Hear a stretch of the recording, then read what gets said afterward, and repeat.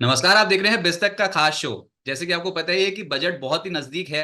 अब बजट से सबकी अपनी अपनी मांगे होती हैं और वित्त मंत्री को कभी वो पूरा करती हैं, कभी वो पूरा नहीं करती। लेकिन इस बार बजट से क्या उम्मीदें हैं? क्या ये बजट अर्थव्यवस्था की ग्रोथ बढ़ाने वाला बजट होगा या फिर ये पॉपुलिस्ट बजट होगा? और आम आदमी के हाथ इस बजट में क्या आएगा? इन तमाम मुद्दों पे बात करेंगे। मेरे साथ आज बहुत ही खास मेहमान मौजूद हैं। रुमकी मजूमदार जी, बिजनेस इकोनॉमिस्ट, डेलॉयट इंडिया से इस समय हमारे साथ इस शो में शिरकत कर रही हैं। रुमकी जी नमस्कार, बहुत ही स्वागत है आपका बिस्तक पर। थैंक यू रजत जी। आपसे बात करके बहुत खुशी हुई। मैम, पहला सवाल तो सब यही जानना चाहते हैं, इस बार का जो मोदी सरकार 3.0 का जो बजट होगा, ये क्या लगता है कि अर्थव्यवस्था की ग्रोथ बढ़ाने वाला बजट होगा या फिर जो एक एक तरीके का सेटबैक बीजेपी को लगा था इस बार इन पॉलिटिकल इलेक्शंस में, तो उसकी भरपाई करने के लिए कुछ रूरल फोकस बजट रह सकता है, पॉपुलिस्ट बजट रह सकता है? जितना हमें समझ आती है कि ये बजट बहुत कुछ कंटिन्यूटी पे रहेगी, क्योंकि जो पहले जो आपने जो मिनिस्ट्री जो फॉर्म हुई है, उसमें देखिए, आप देखेंगे किसी सारे मिनिस्टर्स और लगभग सभी सेम ही हैं। और इसका मतलब गवर्नमेंट एक मैसेज देना चाहती है कि there will be continuity in the policy.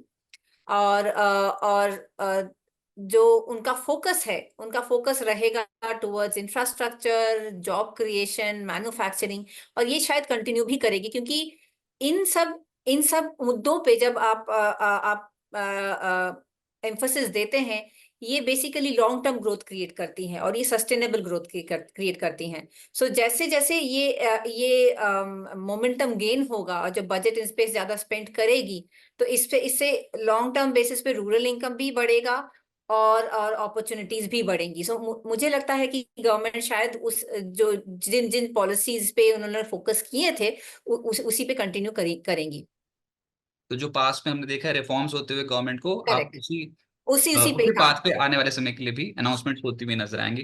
लेकिन हर करेक्ट। बजट से सबकी अपनी अपनी विश लिस्ट होती है सर, होती है करेक्ट। मैम। तो ये डेलॉइट की इस बार और आपकी खास तौर पे इस बजट से क्या विश लिस्ट है? क्या ऐसा कर दें वित्त मंत्री कि जो आपको लगे कि हाँ, ये बहुत ही स्ट्रॉन्ग फाउंडेशन तय कर दी है अब इंडियन ग्रोथ स्टोरी की? जी हाँ, ग्रोथ स्टोरी बहुत स्ट्रांग रही है। और रीसेंट जो हाउस होल्ड कंजम्पशन सर्वे की का जो डेटा आया था, उससे ये भी दिख रहा है कि अर्बन कंजम्पशन तो बढ़ ही रही है, spending towards non discretionary goods. But even rural consumption का भी टुवर्ड्स नॉन डिस्क्रिशनरी गुड्स बढ़ रही हैं, और रूरल अर्बन का गैप जो है कंजम्पशन स्पेंडिंग का, वो गैप भी कम होता जा रहा है। बट उसको और इम्प्रूव करने के लिए अपॉर्चुनिटीज बढ़ानी बहुत जरूरी है, स्पेशली इन रूरल डिमांड।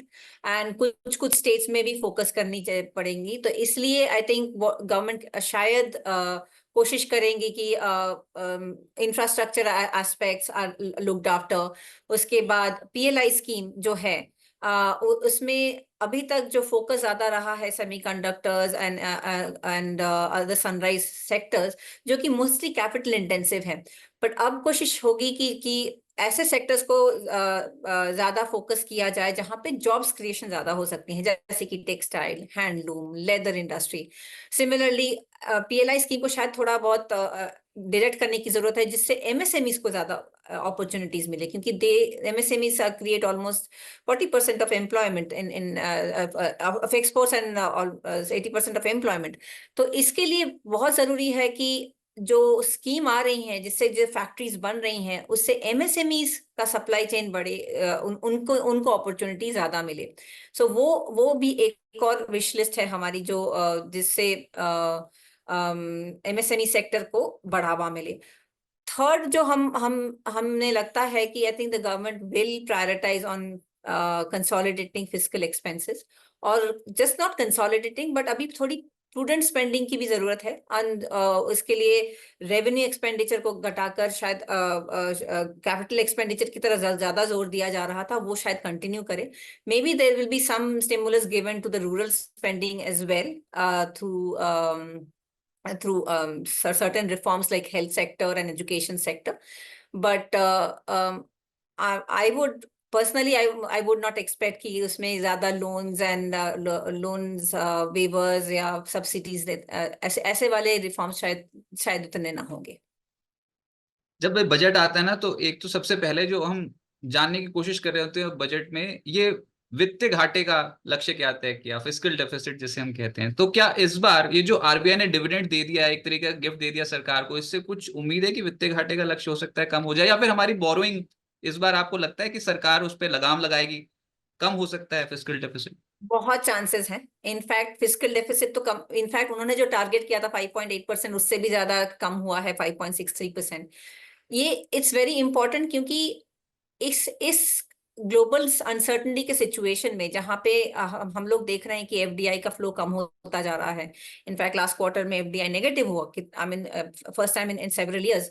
सो ये एक सिचुएशन है वेयर इन्वेस्टर्स थोड़े कंसर्न्ड है about global economic situation, US की जो इलेक्शन सिचुएशन है, ग्लोबल लिक्विडिटी कंडीशंस जो हैं, इन सब वेरिएबल्स की वजह से इन्वेस्टर्स पैसे, प्राइवेट इन्वेस्टमेंट नहीं कर रही हैं, इन्वेस्टर्स नहीं कर रही हैं। सो इसलिए बहुत जरूरी होता है कि government gives out the right message, और ये उनको कॉन्फिडेंस दे कि हाँ, government is focused on long term reforms, is focused on improving the ease of doing business. और इसी के लिए एंड ऑल्सो इंश्योर्स दैट कि they have control over their own expenses. ये तीन मैसेजेस होना बहुत जरूरी है, एंड इसलिए फिस्कल डेफिसिट को कंट्रोल करना जरूरी है, बिकॉज इससे विदेशी इन्वेस्टर्स को थोड़ा कॉन्फिडेंस मिलेगा, they will bring in money into the country. Growth strong है, but confidence is another element that needs to be looked into. So इसलिए आई थिंक गवर्नमेंट जो उनको डिविडेंड मिला है, वो शायद will help in reducing borrowing, will help them plug more money into capital spending and creating infrastructure, digital infrastructure, social infrastructure, and all this will help in sustainable long term growth. अच्छा, फिर एक ये बात भी समझ में आती है मैम कि ये जो कैपिटल फॉर्मेशन हो रहा है, ये जो अब अभी हम बात यही कर रहे हैं कि ये सरकार बार बार कैपिटल कैपेक्स अपना बढ़ाने की बात करती है। 11.11 लाख करोड़ रुपीस अंतरिम बजट में दिया गया था कि कैपेक्स पे खर्च करेगी सरकार, ये आंकड़ा दिया गया था। लेकिन ये कैपिटल फॉर्मेशन तो लॉन्ग टर्म के लिए है। अभी हमने देखा कि जो मेट्रो लाइंस बिछ रही हैं या फिर जो हाईवेज, यहाँ पर जो कनेक्टिविटी हो रही है, उसमें अभी उतना ट्रैफिक नहीं है, हाईवेज पे उतने कलेक्शंस नहीं आ रहे, इनफैक्ट मेट्रोज भी खाली। तो ये तो अभी टाइम लगेगा रेवेन्यू आने में। हम कह तो रहे हैं कि लॉन्ग टर्म में स्ट्रक्चरल स्टोरी बहुत इंटैक्ट है, लेकिन रेवेन्यू एकदम से कलेक्ट करना तो बहुत ज्यादा मुश्किल है। खर्चे ज्यादा हो गए हैं, इस पे कैसे अब कंट्रोल करेगी, तालमेल कैसे बिठाएगी सरकार? खर्चे ज्यादा हैं, आमदनी कम हो रही है, धीरे धीरे हो रही है आमदनी। आमदनी की कम हो रही है, क्योंकि अगर आप फास्ट टैग का कलेक्शन देखें, वो तो रेवेन्यू बहुत काफी बढ़ गया है। In fact they are contributing more to the GDP as well. और अगर आप देखें GST, because of GST reforms and infrastructure reforms, logistics cost भी कम होते जा रहे हैं। 10 साल पहले logistics cost was 10% of GDP, now it is 8.9% of GDP, और उसको और भी घटाना है। And in in in expenses का प्रॉब्लम ये है कि इनका जेस्टेशन लाइफ बहुत ज्यादा होता है, कि आप इन्वेस्ट करेंगे, रिटर्न्स आपको 10 साल बाद मिलता है।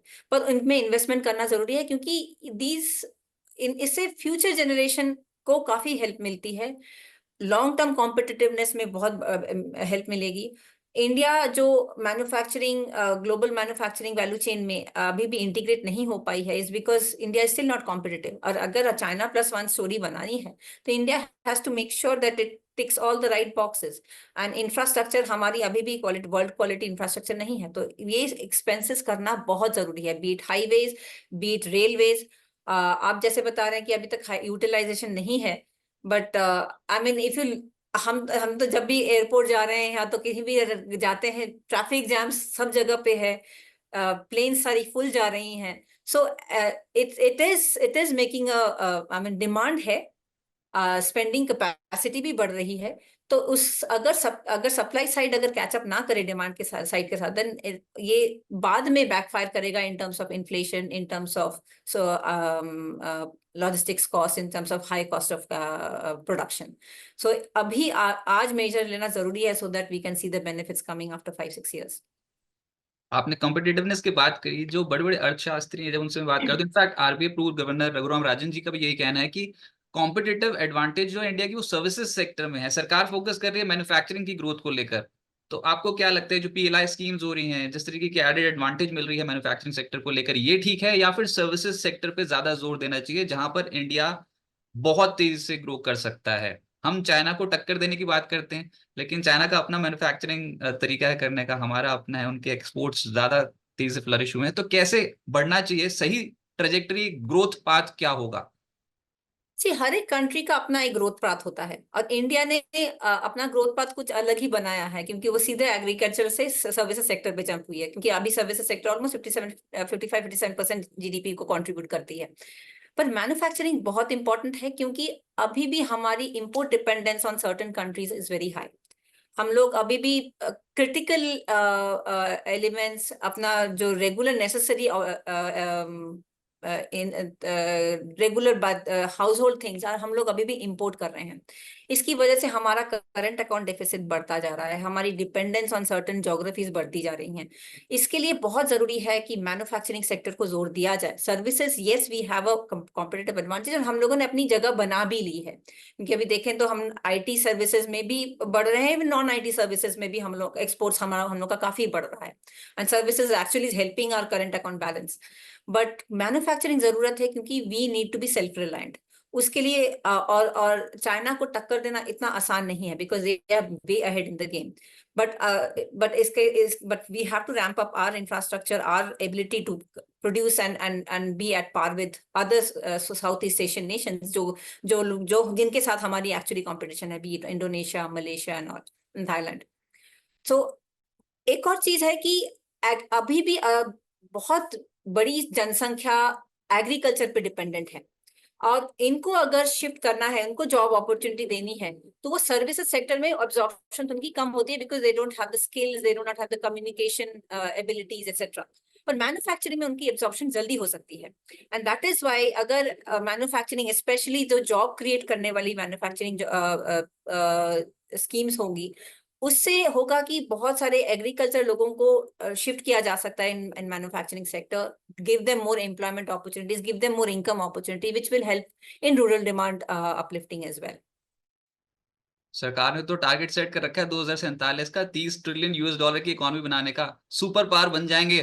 क्या हम उस ग्रोथ पे हैं? उस तरीके की ग्रोथ आप एक्सपेक्ट कर रहे हो? जीडीपी प्रोजेक्शंस डेलॉयट की क्या है? और ये जो 30 ट्रिलियन यूएस डॉलर इकोनॉमी का लक्ष्य है, इसको हासिल करने के लिए टॉप प्रायोरिटीज क्या होनी चाहिए सरकार की? So, अगर आप देखें लास्ट 3 साल में हम लोगों ने 7% एंड लास्ट ईयर तो 8.2% हम लोगों ने ग्रोथ किया है, तो ग्रोथ बहुत अच्छी रही है। एटलीस्ट ये दैट टेल्स यू कि डिस्पाइट इतनी ग्लोबल अनसर्टनिटी रही है, 2 वॉर हुए हैं, उस पैंडेमिक के बाद इकोनॉमी इतनी अच्छी ग्रो करी है, तो मतलब there is a underlying strength in the domestic demand. बहुत इंपॉर्टेंट होगा कि how the global demand kind of picks up, because उससे इन्वेस्टमेंट्स पे जोर मिलेगा, उससे एक्सपोर्ट्स पे जोर मिलेगा। इन्फ्लेशन अगर ग्लोबली कम होती है, तो हमारे पे भी इन्फ्लेशन का प्रेशर भी कम होगा। तो इन सब चीजें, ये चीजें अगर काम करती हैं, तो अभी एक्सपेक्ट इंडिया का ग्रोथ आराम से 6.5-7%, तो it can tick those numbers over the next few years. तो 2030 का target is I think we are on track, barring any unexpected surprise. But what we believe long term growth के लिए, जो कि हम बता रहे थे कि सरकार के पास लिमिटेड रिसोर्स है, और उस पे आपको प्रायोरिटाइज करना है कि आप आज के लिए स्पेंड करेंगे कि कल के लिए। और जैसे कि बहुत बहुत बार कहा जा चुका है कि हम लोग अभी यंग इकोनॉमी है, 25 साल बाद हम लोग यंग इकोनॉमी नहीं रहेंगे, तो उसके लिए we have to make sure that we have earn enough to so that we can have a happy and taken care of retired life, right? So उसके लिए आज इन्वेस्टमेंट करना फॉर द लॉन्ग टर्म बहुत जरूरी है, and that's why the fact that government जो infrastructure, long term capital, railways spending, then they are ease of doing business, ये सब पे प्रायोरिटाइज करेगी, तो फिर लॉन्ग टर्म प्रोस्पेक्ट्स अच्छे दिखेंगे। पर जो जीडीपी के आंकड़े आए ना, उसमें मैन्युफैक्चरिंग की तरफ से तो ग्रोथ अच्छी दिखाई देती है, ये एग्रीकल्चर की ग्रोथ में थोड़ा स्लो डाउन देखने को मिल रहा है। इसके क्या कारण है और किस तरीके से इसको रिवाइव किया जा सकता है? सो एग्रीकल्चर का आउटपुट थोड़ा लो रहा है, because of the unseasonal rains, the special rains. कहीं पे बारिश ज्यादा हुई, कहीं पे बारिश कम हुई, उसकी वजह से बहुत बहुत इम्पैक्ट हुआ है। एंड एल नीनो का इफेक्ट लास्ट ईयर भी था, इस साल भी थोड़ा बहुत होने उम्मीद है, बट ऑल्दो रेन फोरकास्ट है कि इट विल बी नॉर्मल और अबव नॉर्मल, बट सो फार जून थोड़ा बिलो नॉर्मल रहा है। बट अगर ये मॉनसून प्रेडिक्शन सही रहती है तो आई थिंक वो pressure on agriculture output will come down. Supply side of the, I mean at least अगर फसलें अगर खरीफ क्रॉप अगर ठीक से output is as expected, then in इससे रूरल डिमांड भी बढ़ेगी, एबिलिटी टू स्पेंड भी बढ़ेगा इन रूरल हाउस होल्ड, और आई think the investments going back into agriculture भी बढ़ेगी। बिकॉज अभी बहुत सारे स्टेट्स हैं, जैसे कि हम जैसे देखते हैं यूपी, महाराष्ट्र, ये सब अब सब बढ़ने की कोशिश में हैं। One of the ideas is that कि एग्रीकल्चर सस्टेनेबल हो, तो इसलिए बहुत सारा इन्वेस्टमेंट भी जरूरत है ना ये, क्योंकि एग्रीकल्चर में इन्वेस्टमेंट ज्यादातर हाउस होल्ड से होती है। इट्स वेरी इंपॉर्टेंट कि रूरल इनकम बढ़े, so that they can improve more investments, and government भी इसको I think इस बजट में भी काफी ऐसे पॉलिसीज लाएगी जिससे rural investments in agriculture, in fertilizers etc., to address the agriculture issues that we are facing over the last couple of years. मेरा यही प्रश्न था कि क्या टेक्नोलॉजी के ऊपर ज्यादा फोकस रहेगा एग्रीकल्चर आउटपुट बढ़ाने के लिए, या फिर मुफ्त की रेवड़ियां बांट देगी सरकार इस बार, लोन वेवर ज्यादा होने के चांसेस हैं? नहीं, I would like to believe कि इंफ्रास्ट्रक्चर और उसमें टेक्नोलॉजी भी आती है। एंड इस गवर्नमेंट ने लास्ट 10 साल में इतना तो काफी एम्फोसिस किया है कि डिजिटल इंफ्रास्ट्रक्चर होनी चाहिए। आप इतने सक्सेसेस हमने देखे हैं, B it UPI, B it FASTag, B it account aggregator, ये सारे जो सक्सेस स्टोरीज हैं ओएनडीसी, इन इसे पता चलता है कि digital economy can actually change the way level of efficiency, change the way production is happening in agriculture. So इसलिए geospatial, geosatellites, better distribution supply, improving supply chain using AI/ML to better forecast weather and make predictions, इन सब का utilisation, इन सब का application बहुत जरूरी है। And I think government will emphasize on spending on digital infrastructure, not just in agriculture but even other sectors also, पर agriculture में भी काफी इसका जोर पड़ेगा। एंड दैट्स व्हाई हम वही बोल रहे थे कि जो कंटिन्यूटी जो है पॉलिसीज में, जो जिनका फोकस रहा है, वो इस बजट में भी दिखेगा। अच्छा मैम, महंगाई तो बढ़ गई है ना बहुत ज्यादा, हाँ जी। तो फिर आम आदमी को हमेशा कुछ ना कुछ चाहिए होता है। पता नहीं वित्त मंत्री तक ये बात पहुंचती नहीं, पर आप ये तो देखो कि कितना ज्यादा आप अजय जो जो जो भी डिडक्शंस हैं, ये एटीसी की ये जितनी भी हैं 1.5 लाख, उसके बाद 24B की 2 लाख, ये आपको लगता है आज के सिनेरियो के हिसाब से ठीक है? घर 4-4 करोड़ के और डिडक्शंस इतनी कम, कुछ होना नहीं चाहिए? टैक्स स्लैब्स में कुछ चेंजेस नहीं होने चाहिए, या फिर डिडक्शंस में कुछ चेंजेस नहीं होने चाहिए इस बार? इस पे हाँ जी, इन्फ्लेशन एडजस्टेड अगर देखा जाए तो कंजम्पशन पे हिट होता है, बिकॉज टैक्स का burden middle class, lower income class पे ज्यादा पड़ भी रहा है। बट गवर्नमेंट को भी रेवेन्यूज चाहिए, and direct taxes are one of the biggest sources of income for, so it's a very thin line balance, कहाँ पे आप बेनिफिट्स देना चाहेंगे और कहाँ, और उसकी वजह से अगर रेवेन्यूज पे हिट होता है तो फिर गवर्नमेंट की स्पेंडिंग कैपेसिटी भी कम हो जाती है। So I am sure finance minister ने इस क्वेश्चन को बहुत बार झेला है, and they have this in their mind. अब इसको वो कैसे टैकल करते हैं, वो देखना पड़ेगा। Either through direct tax or indirect tax, they will probably address it, but we'll see how. But GST collection तो बहुत स्ट्रांग हो गए ना, इनडायरेक्ट टैक्सेस तो आपके बहुत स्ट्रांग है, तो बार बार मिडिल क्लास ही क्यों? जो पैरेलल इकोनॉमी खड़ी हुई है उस पे कुछ करो, तो वो तो कुछ बात बनती है। क्या ये एक तरीका नहीं हो सकता है? Why only middle class? इतना ज्यादा बोझ क्यों डाल रखा है टैक्स फ्रंट? बोझ तो सब पे ही है। if you look at the number of people who are paying taxes, 140 crore की जनसंख्या है, जब जिसमें 132 करोड़ टैक्स नहीं पे करती है।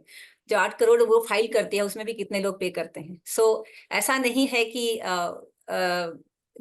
there is only one segment of the population who's dealing with the burden, and अगर वहां से भी रेवेन्यू कम हो जाए, and specially at a time की जहां इन्वेस्टमेंट्स फ्लो कम हो रही हैं, प्राइवेट इन्वेस्टमेंट्स आ नहीं रही हैं, वहां पे अगर गवर्नमेंट स्पेंडिंग भी कम हो जाए तो फिर इकोनॉमी को और भी ज्यादा धक्का लगेगा। And then not only consumer spending, you will see in private investment, sorry, total investment spending also coming down, जो situation we would not want to get into.